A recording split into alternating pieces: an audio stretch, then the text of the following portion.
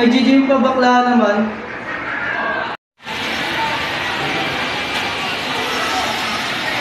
Hindi na nagsabi sa akin bakla. Hindi po kuya, hindi po ako yun. Ano ba gusto mo? Wala po.